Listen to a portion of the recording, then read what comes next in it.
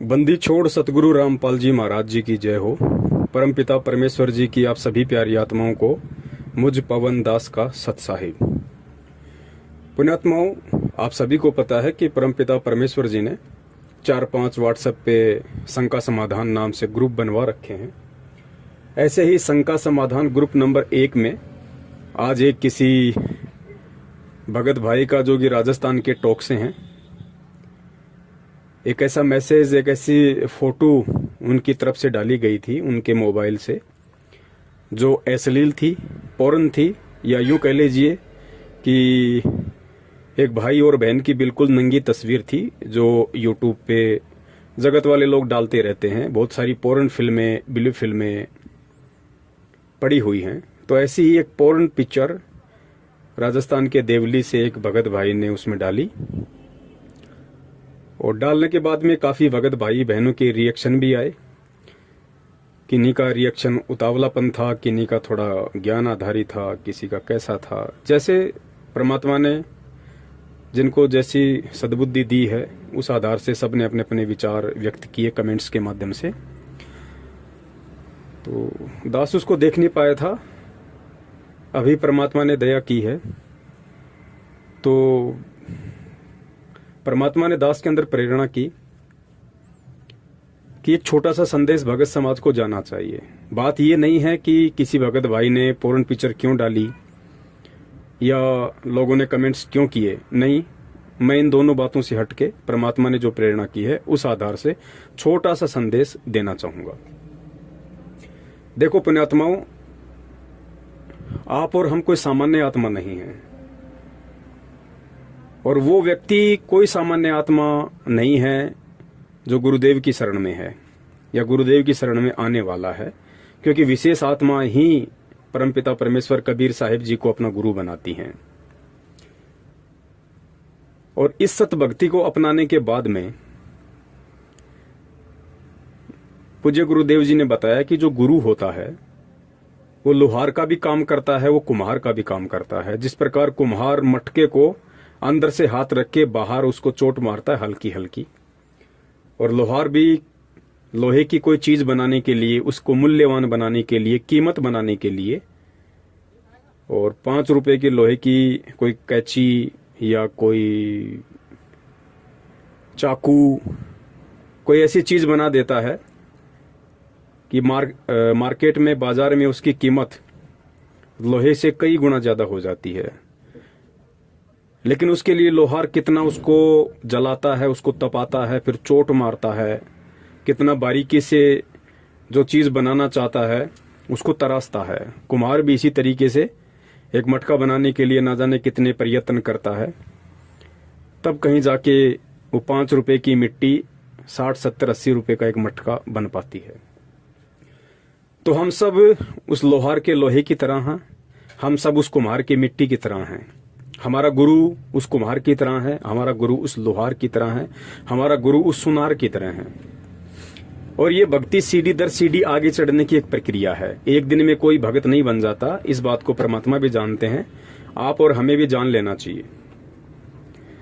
तो काफी वर्षों से हम में से बहुत सारे भगत भाई बहन, कोई 2-4 से, कोई 5 वर्ष से, कोई 2 वर्ष से, कोई 6 वर्ष से, कोई 10 वर्ष से, कोई 15 वर्ष से परमपिता परमेश्वर सतगुरु रामपाल जी महाराज जी की शरण में है, भक्ति कर रहा है।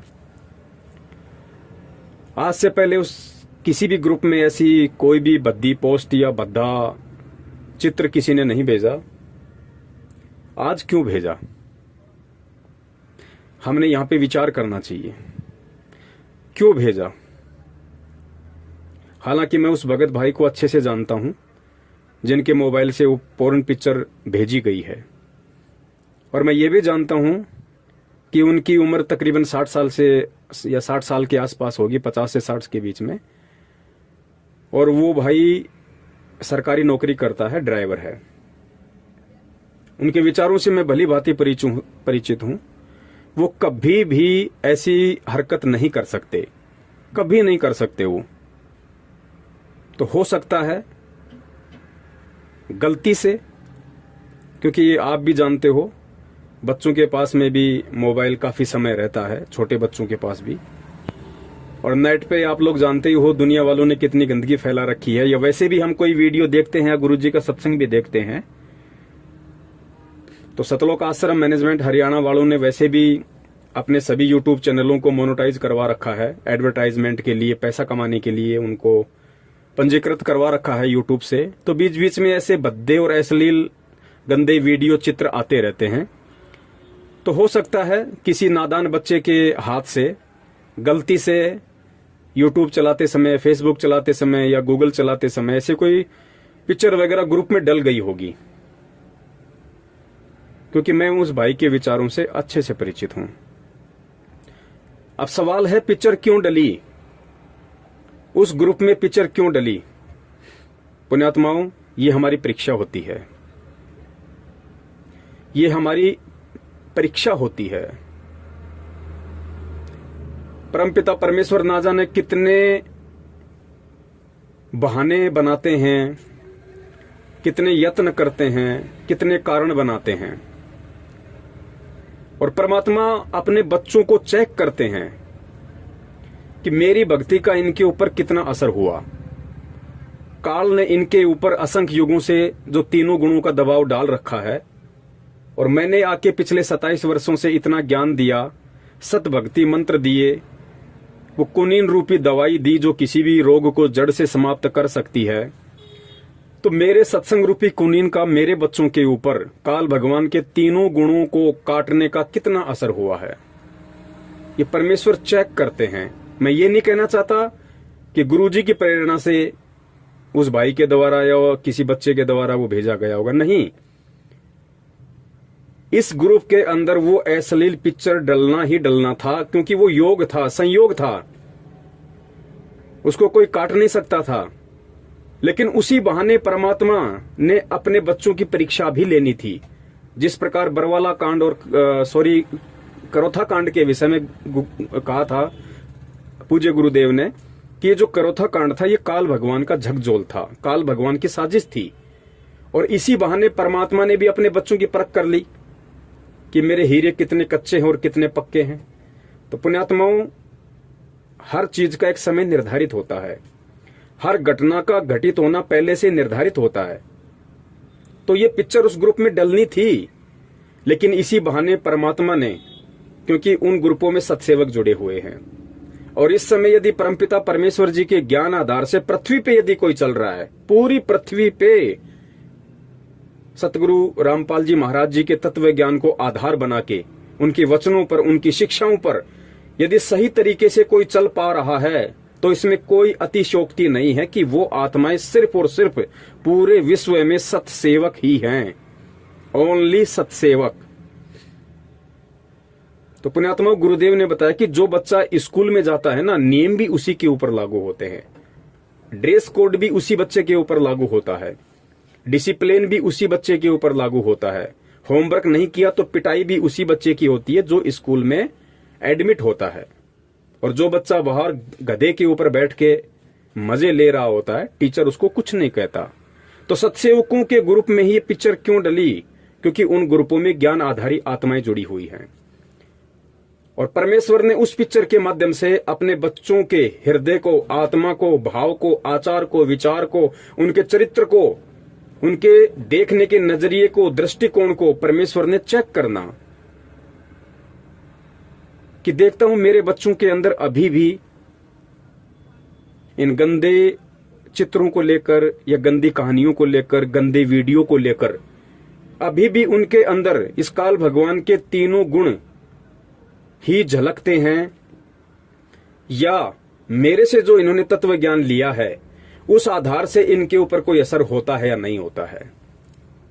तो ये परमेश्वर ने चेक करना है, क्योंकि इसी प्रकार परमात्मा हमें चेक करेंगे। हमें परमात्मा ठोकर मार मार के, लोहार की तरह चोट मार मार के, कुम्हार की तरह चोट मार मार के ऐसे ही हमें पकाएंगे, ऐसे ही हमें परमात्मा तैयार करेंगे। मालिक को तो मालूम है उन सब बातों का कि इनके अंदर अभी तीनों गुणों का कितना प्रभाव है और मेरे ज्ञान का कितना असर है, वो तो अंतर्यामी है। लेकिन परमेश्वर ऐसी घटनाओं को जन्म देके, अंजाम देके, जो पहले से निर्धारित थी, परमेश्वर आप और हम में अपनी बुद्धि का, अपने विचारों का, अपने चरित्र का परमेश्वर आकलन करवाना चाहते हैं कि बच्चों तुम भी देखो कि अभी तुम्हारे अंदर कितना कच्चापन है और कितना पक्कापन है। तो जो गंदी पिक्चर ग्रुप में डाली गई उसके ऊपर हमें ज्यादा तीखे कमेंट्स नहीं करने थे। क्यों नहीं करने थे? क्योंकि अब हमें परमेश्वर ने इतना अनमोल ज्ञान देके और सब कुछ समझा दिया, इस आत्मा का भेद समझा दिया, शरीर का भेद समझा दिया। अरे सबको पता है कपड़े के नीचे सभी नंगे हैं। एक इंसान के अलावा ऐसा कौन सा प्राणी है जो अपना शरीर ढकता है, अपने गुप्तांगों को ढकता है? कोई नहीं ढकता। तो क्या हम जब मार्केट में जाते हैं, कोई किसी कुतिये को या कुतिया को देखते हैं, गधे को देखते हैं, बकरी को देखते हैं, या हमने घर में जो कुत्ता और कुतिया पाल रखी है हम उनको देखते हैं, या दीवार से लगी हुई छिपकली को देखते हैं, उसने कौन से कपड़े पहन रखे हैं? उनके भी तो गुप्तांग हैं। उनको देख के हम रिएक्शन क्यों नहीं करते? उनको देख के हमारे अंदर वो भाव उत्पन्न क्यों नहीं होते? तो पुण्यात्माओं, हमें इन चीजों को समझना पड़ेगा। चाहे कोई जानबूझ के डाले या चाहे किसी से गलती से ऐसे वीडियो या कमेंट्स या फोटो डल जाएं, लेकिन हम भगत हैं, भगत को संभावी होना पड़ेगा परमेश्वर के ज्ञान आधार से। हमारे लिए उन चीजों का कोई औचित्य नहीं है। ग्रुप में चाहे नंगा गधे का चित्र डालो, चाहे नंगा किसी बहन का चित्र डालो कोई, या चाहे नंगा किसी भाई का चित्र डालो, हमारी दृष्टि ये हो जानी चाहिए कि चाहे वो बहन या भाई है, उसके जो गुप्तांग हैं वो केवल शरीर के मलमूत्र को बाहर निकालने का एक साधन मात्र है। जिस प्रकार गुरुजी ने एक सत्संग में बताया कि दो दोस्त थे, वो रामायण देखने गए। तो रामायण में क्या था कि राम भी लड़का बना हुआ था और सीता भी लड़का ही बना हुआ था, लेकिन उस लड़के ने पोशाक लेडीज वाली पहन रखी थी, मेकअप कर रखा था, वक्स पे उसने कुछ ऐसे बोल वगैरह लगा रखे थे, ऐसा लगे कि जैसे उसके स्तन हो, उसकी दूधी हो। बाल उसने बड़े बड़े नकली लगा रखे थे, मेकअप कर रखा था। तो जो साथी था, जो पहली बार गया था, उसने कहा, अरे देखो ये सीता के रोल वाली जो लड़की कितनी सुंदर है, ये तो हूबहू सीता जैसी लगती है। और कुछ उसके मन में विकार भी आए उस लड़की को देख के। तो साथी ने कहा, अरे भाई ये लड़की नहीं है, ये लड़का है। बोला, भाई नहीं, ऐसा थोड़ी हो सकता है, देख आंखों के सामने है। आप कह रहे हो लड़का है, आंखों के सामने दिख नहीं रही आपको, डिफरेंस नजर नहीं आ रहा। उसने कहा, अरे भाई इसने मेकअप कर रखा है, इसने लड़की वाले ये कपड़े, आभूषण, बाल वगैरह ये सब कुछ कर रखा है, ये लड़की नहीं है। लेकिन उसको जची नहीं।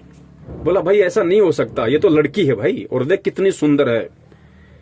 तो उसका भ्रम निवारण करने के लिए रामायण खत्म होने के बाद दोस्त उसको उस कमरे में ले गया जहां पे वो सीता का रोल कर रहा लड़का अपने वस्त्र वगैरह, अपना मेकअप वगैरह उतारता था। तो वहां गए और उसकी आंखों के सामने जब उस लड़के ने बाल उतारे, कानों से कुंडल उतारे और अपनी छाती के ऊपर जो बोल लगा रखी थी या कोई भी ऐसी वस्तु लगा रखी थी, ऐसा लगे कि जैसे उसकी दूधी है। तो जब उसकी आंखों के सामने उसने सारे कपड़े उतारे और जब हाथ मुंह धोया और जब वो लड़का सामने खड़ा हुआ दिखाई दिया तो उसका भ्रम टूटा। अरे भाई, वास्तव में मैं तो भ्रमजाल में था, ये तो वास्तव में लड़का है भाई। और दूसरे दिन जब फिर वो रामायण देखने गए तो गुरुजी ने कहा कि वही लड़का वापस वही आभूषण पहन के, वही हार श्रृंगार करके, वही मेकअप करके, सीता वाला वही बोल वगैरह लगा के और रामायण के मंच पे आ गया। लेकिन उस दिन उस लड़के के मन में जरा भी कोई विकार या विक्षेप नहीं आया और ना ही ये भाव आया कि ये लड़की है, क्योंकि उसने हकीकत अपनी आंखों से देख ली थी कि ये लड़की नहीं, लड़का है, इसने केवल मेकअप कर रखा है। तो पुण्यात्माओं, गुरुजी ने बताया कि बच्चों ठीक इसी प्रकार इस काल भगवान ने इस एक आत्मा को दो आवरण पहना रखे हैं। एक ही आत्मा को एक पुरुष का आवरण पहना दिया और एक को स्त्री का आवरण पहना दिया, और तीनों गुणों के प्रभाव से हमारे को ऐसा बांध के रख दिया है कि हम इस भेद को डिफरेंशिएट नहीं कर पा रहे, हम इस अंतर को मिटा नहीं पा रहे थे। लेकिन पुण्यात्माओं, आज तो गुरुदेव ने हमें ज्ञान दे दिया आज परमेश्वर ने हमें आत्मा से लेके परमात्मा तक सारा भेद बता दिया, आत्म ज्ञान करवा दिया, परमात्म ज्ञान करवा दिया। अब तो हमारे जानने का समय है। और ऐसे समय में यदि हम इस तरह का रिएक्शन उन चीजों को लेके करेंगे, ठीक है, उस भाई ने अगर अपने मोबाइल से पिक्चर डाली है या डल गई, तो हमारा रिएक्शन कुछ और होना चाहिए था, थोड़ा प्यार से, कि भाई हो सकता है गलती से डल गई होगी, लेकिन आगे से भगत जी ध्यान रखिए। हो सकता है हमें उसको फोन करना चाहिए था, ग्रुप में कमेंट्स करने के बजाय। अगर गलती से उससे वो फोटो डली होगी, और जिन जिन आत्माओं ने उस फोटो के ऊपर जैसे जैसे कमेंट्स कर दिए, उसके बाद जब वो भाई उन कमेंट्स को पढ़ेगा, तो सोचो उस आत्मा के ऊपर क्या बीतेगी कि मेरे भगत भाई परमात्मा से ज्ञान लेने के बाद इतना सा धैर्य नहीं रख पाए, इतना सा संतोष नहीं रख पाए, कम से कम मुझे फोन कर लेते या मेरा स्पष्टीकरण देख लेते एक बार इस ग्रुप में कि भाई मैंने जानबूझ के डाला है या मेरे से गलती से डल गया, उसके बाद कोई रिएक्शन करते। पुण्यात्माओं, परमेश्वर जी ने हमें क्या ज्ञान दिया, परमेश्वर हमें क्या बनाना चाहते हैं, और हम उस ज्ञान को किस तरीके से ले रहे हैं, और हम क्या बनने की दिशा में आगे बढ़ रहे हैं। पुण्यात्माओं, हमारी स्थिति इन गुप्तांगों को लेके एक 2 या 5 वर्ष के बच्चे जैसी हो जानी चाहिए। जिस प्रकार एक 2 साल का या 5 साल का बच्चा अपनी माँ के साथ नहाने के लिए जिद करने लग जाए, तो माँ उस बच्चे को बाथरूम में अंदर ले लेती है, और माँ यदि निवस्त्र होके नहा रही है तो बच्चे को भी निवस्त्र करके नहलाती है। लेकिन उस बच्चे का ध्यान अपनी माता या बहन के गुप्तांगों पे नहीं जाता है। क्यों नहीं जाता? क्योंकि वो बच्चा विकार रहित होता है, उसके ऊपर तीनों गुणों का प्रभाव नहीं होता। उस समय तो स्वाभाविक नहीं होता, क्योंकि 12 साल के बच्चे के ऊपर इन गुणों का इतना प्रभाव नहीं होता। 12 साल के बाद में उस बच्चे के ऊपर प्रभाव होना शुरू होता है। और धर्मशास्त्रों के अनुसार यमराज भी 12 वर्ष तक के बच्चे को किसी भी कुकृत्य के लिए वो सजा नहीं देता है जो सजा 12 साल के उपरांत किसी व्यक्ति को उस कुकृत्य के लिए मिलती है। क्योंकि वेदों में 12 साल तक के बच्चे को नादान अबोध कहा जाता है, उसको क्षमा दान दिया जाता है। तो पुण्यात्माओं, उस समय तो वो नादान बच्चा, अबोध बच्चा, इसलिए उसके ऊपर विकार हावी नहीं। लेकिन आज तो हमें परमेश्वर ने तत्व ज्ञान दे दिया पुण्यात्माओं। अब हमें इन विकारों को लेकर नादान हो जाना चाहिए, अबोध हो जाना चाहिए, और हमारे बोलने का तरीका, किसी भी चीज को देखने का दृष्टिकोण एक भगत के जैसा होना चाहिए। गुरुदेव ने तो यहां तक कहा है कि मानुष्य देवता किया करत न लाई वार, कि इस ज्ञान के माध्यम से आपको अपने शरण में लेते ही पुण्यात्माओं मैं आपको आम इंसान से देवता की कैटेगरी में खड़ा कर देता हूं। लेकिन पुण्यात्माओं, हमें देवता तक ही संतुष्ट नहीं रहना है। फिर गुरुदेव ने बताया कि देवलोकों में भी यही आग लगी हुई है, वहां भी अर्धनग्न डांस, वासना, सब कुछ यही रोग। हमें तो देवताओं से ऊपर उठ के हंस बनना है, हंस। और वो प्रक्रिया हमसे परमात्मा यही अपनवाएंगे। हंस भी परमात्मा हमें इसी पृथ्वी लोक पे बनाएंगे। तो सबसे पहले तो देखो, हम बार बार कहते हैं एक दूसरे को कि भगत के 5 गुण होते हैं, भगत के 5 लक्षण होते हैं, शील, संतोष, अक्षमा, धैर्य, विवेक। लेकिन अपनी अंतरात्मा से कभी विचार किया करो पुण्यात्माओं, क्या हम उन 5 का थोड़ा बहुत भी यूज करते हैं? क्या हमने उन 5 गुणों को अपने अंदर धारण करना शुरू किया है? खाली गुरुजी के सत्संग सुनते रहने से रात दिन, या गुरुजी को परमात्मा कहते रहने से, या गुरुजी का जन्मदिन ना मनाने से, गुरुजी का बोध दिवस ना मनाने से ही हम केवल एक सच्चे और अच्छे भगत की श्रेणी में नहीं आएंगे। हम एक सच्चे और अच्छे भगत की श्रेणी में उस समय आएंगे जब हमारा प्रैक्टिकल और थ्योरी दोनों बराबर होंगे, मैच करेंगे। तब हम एक सच्चे और अच्छे भगत की श्रेणी में आएंगे, एक सत्सेवक की श्रेणी में आएंगे। वरना यहां तो लोग आंधी की तरह आते और तूफान की तरह भग जाते हैं। दास को तो 6 साल का अनुभव है। दास को तो परमात्मा ने एक रस रखा इस भक्ति मार्ग में। जिस दिन दास को सच्चाई समझ में आई, उसी दिन से दास ने भगत समाज को जागरूक करना शुरू किया, और आज तक परमात्मा ने दास की स्पीड कुछ बढ़ाई है, घटाई नहीं है। लेकिन इन 6 वर्षों में हमारे साथ में हजारों लोग आंधी की तरह आए, सत्सेवक बने, अपने आप को बहुत अच्छा साबित करने की कोशिश की, और महीना, 2 महीना, साल, 6 महीने बाद में तूफान की तरह वापस भग गए। लेकिन हमें उनसे कोई फर्क नहीं पड़ा, और ना पड़ता और ना पड़ना चाहिए, क्योंकि इस भक्ति मार्ग पे वही टिकेगा जिसको गुरुदेव ने सूरमा की संज्ञा दी है, सूरवीर की संज्ञा दी है। तो मेरा आप सभी भाई बहनों से निवेदन है, हम परमेश्वर को दुखी ना करें, क्योंकि इन्हीं बातों से परमात्मा दुखी होते हैं। हमारे अंदर देखो, मैं भी मार्केट में गाड़ी लगाता हूं, मेरे पास भी ऐसे ऐसे बहुत सारे लोग आते हैं। कोई शराब पी के आता है, कोई गाड़ी में बैठा बैठा ऑर्डर करता है, कोई एक ही बार में 3-3 बार बोलता है भाई ये लेके आ, प्याज लेके आ, थोड़ा दही और डाल, थोड़ी ग्रेवी डाल। आता है मेरे अंदर भी वो भाव कि देखिए कितना बड़ा अपने आप को, 2 कौड़े की औकात नहीं है और अज्ञानता में अपने आप को कितना बड़ा समझ रहा है, गाड़ी से नीचे नहीं उतर सकता। लेकिन पुण्यात्माओं, फिर वो परमेश्वर का जो ज्ञान है वो सामने आके खड़ा हो जाता है। वो दीवार परमात्मा की तत्व ज्ञान वाली सामने खड़ी हो जाती है कि भाई ये अज्ञानी है, नादान है। सत्संग लेने से पहले मेरी भी तो ऐसी हालत थी, हम भी तो ऐसे ही टोरा दिखाया करते थे, दादागिरी दिखाया करते थे, मूर्खता में, अज्ञानता में, नादानी में। और फिर ध्यान आता है जब गुरुजी जब चिड़ी गांव में सत्संग करने गए थे, वापस आते समय जब कुछ असामाजिक तत्वों ने गुरुजी की गाड़ी के आगे गाड़ी लगा दी और सारी सृष्टि के रचनहार जिसके आधे बाल के ऊपर पूरी सृष्टि नहीं है, उसको कह रहा है कि कान पकड़ उठक बैठक निकाल। तो उस समर्थ परमेश्वर ने कान पकड़े, उठक बैठक निकाली। बोल दोबारा इस गांव में सत्संग करने नहीं आऊंगा। हाँ भाई, इस गांव में सत्संग करने नहीं आऊंगा भाई, माफी दे दे, आज के बाद नहीं आऊंगा। तो ये सारी बातें फिर याद आती हैं, और याद आती हैं तो फिर परमात्मा चेतना देते हैं कि भाई तेरी औकात क्या है, तेरी क्या बुनियाद प्राणी, तेरी औकात क्या भाई। अरे मैं चाहूं तो राजा को उंगली पे नचा दूं। परमेश्वर कहते हैं कि मैं चाहूं तो राजा को उंगली पे नचा दूं, और तुम्हारी औकात अपनी औरत को, अपने बच्चों को उंगली पे नचाने की नहीं है, और फिर भी तुम अपने आप में घमंडी बने फिरते हो, तुम अपने आप में अहंकार को लादे फिरते हो।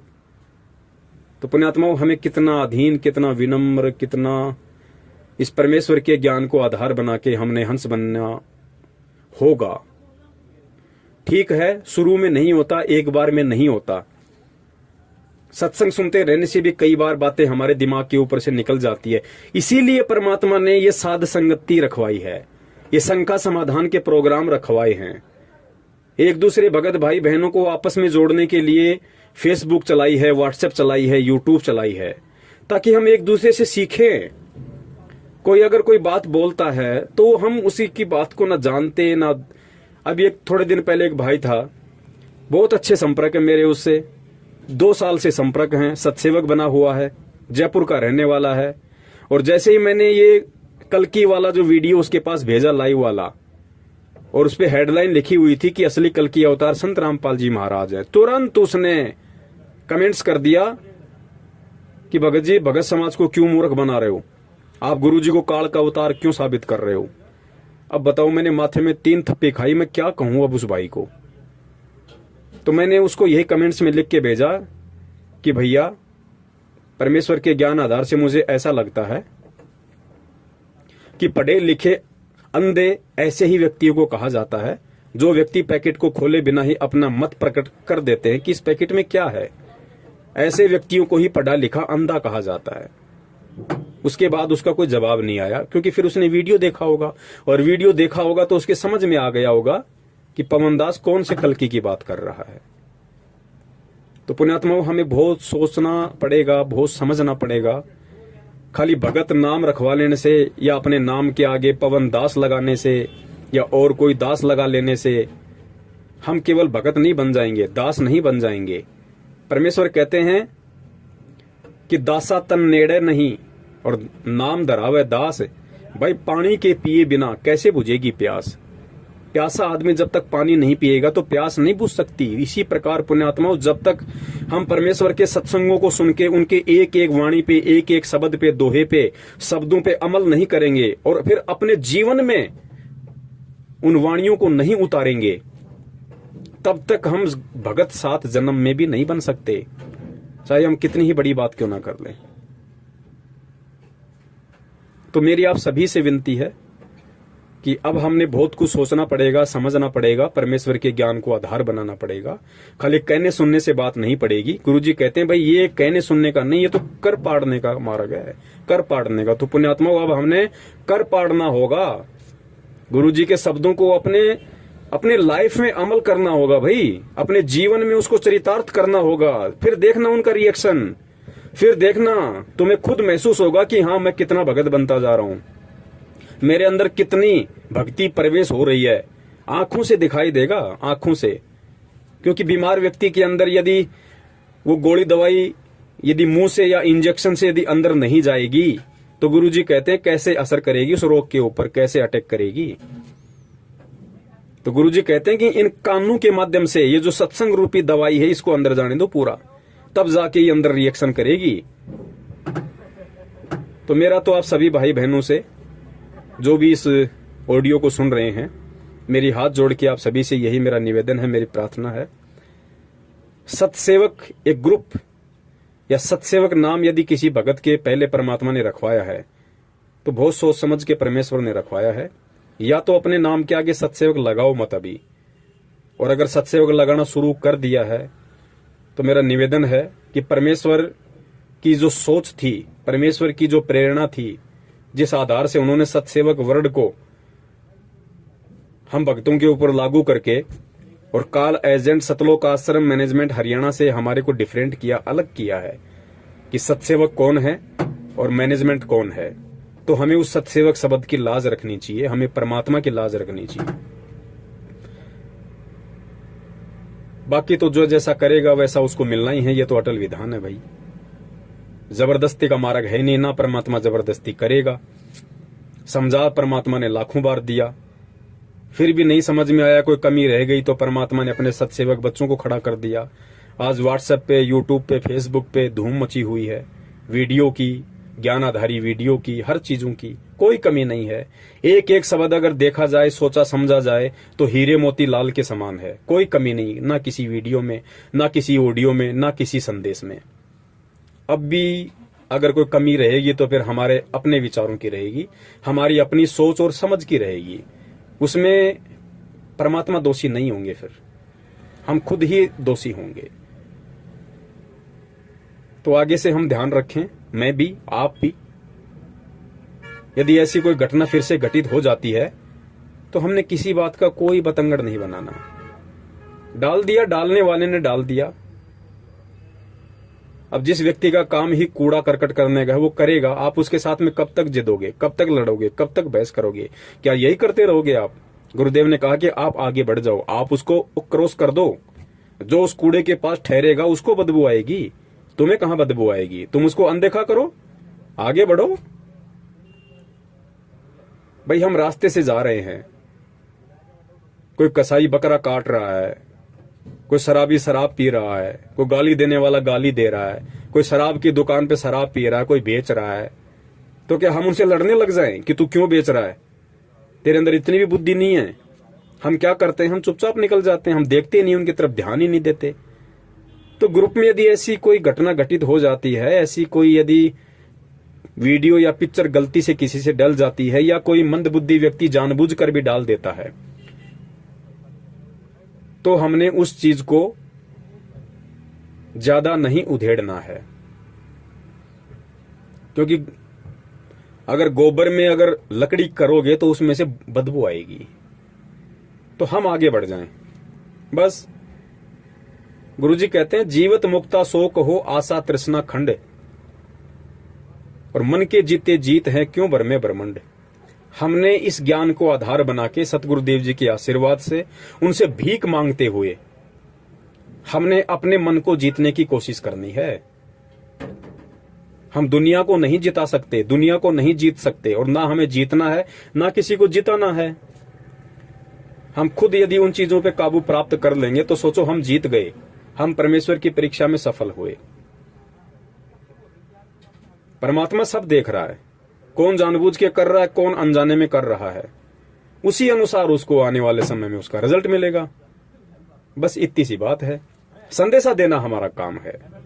ऐसी कोई घटना यदि घटित होती है हमारी आंखों के सामने और यदि हमें उचित लगता है तो एक प्यारा सा मैसेज हमें जरूर छोड़ना है, और ऐसा मैसेज छोड़ना है कि दूसरे भगत भाई बहनों को भी अच्छा लगे, उनको भी एक मैसेज जाए कि हाँ भाई, मैं भी अगर नेक्स्ट टाइम कभी अगर किसी को कोई संदेश दूं, कोई मैसेज दूं, तो मैं भी इन शब्दों का प्रयोग करूं ताकि सबके ऊपर उसका सकारात्मक असर हो। तो इन्हीं शब्दों के साथ दास अपने विचारों को विराम देता है। मेरा मकसद यहाँ किसी भाई बहन के कमेंट्स को लेके उनसे नाराज होते हुए प्रतिक्रिया देना नहीं था। इस चीज को दिलो दिमाग से आप जी निकाल देना। परमात्मा की प्रेरणा से मेरा मकसद इस ग्रुप के सभी भाई बहनों को परमेश्वर की प्रेरणा से, उनके आशीर्वाद से एक संदेश देना था कि अभी हम इस भक्ति मार्ग में कहाँ हैं और हमें कहाँ पहुंचना है। उसके लिए हमें हमारी सोच को, हमारी बुद्धि को, हमारे विचारों को कितना परिपक्व करना पड़ेगा, गुरु जी के ज्ञान को कितना आधार बनाना पड़ेगा, तब हम उन चीजों को अचीव कर पाएंगे, अन्यथा नहीं। सत साहिब जय हो। बंदी छोड़ की, बंदी छोड़ सतगुरु रामपाल जी महाराज की जय हो। सत साहिब।